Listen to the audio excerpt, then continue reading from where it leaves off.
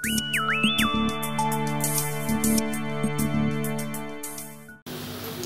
ձեզ հարգելի ունկնդիրներ, ես Գոհար Գրիգորյանն եմ։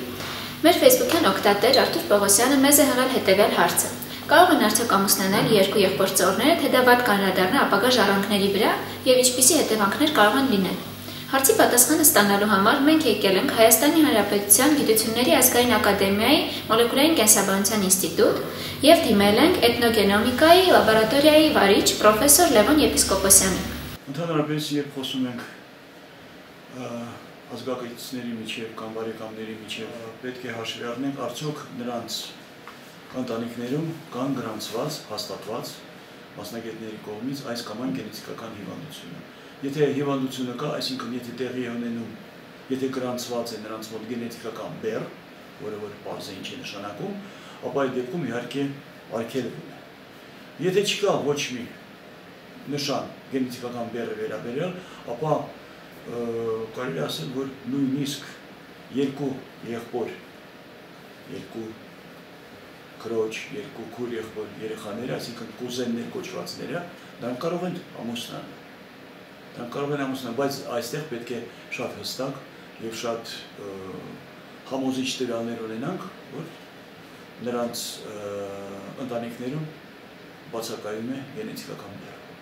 Ունենք նաեւ հիվանդությունները, որոնք որ տարածված են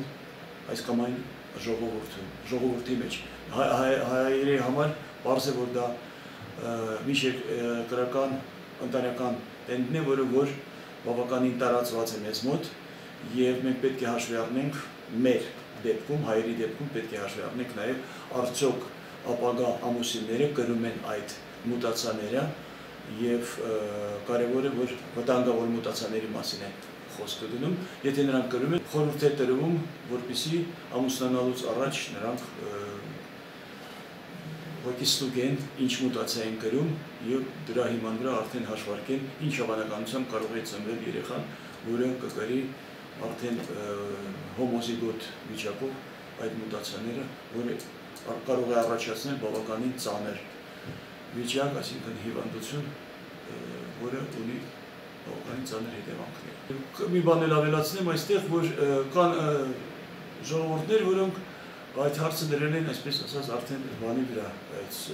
օրենքով սահմանված է։ Իսլանդիան, դուք գիտեք, բնակեցել է մոտավորապես 1000 տարի առաջ,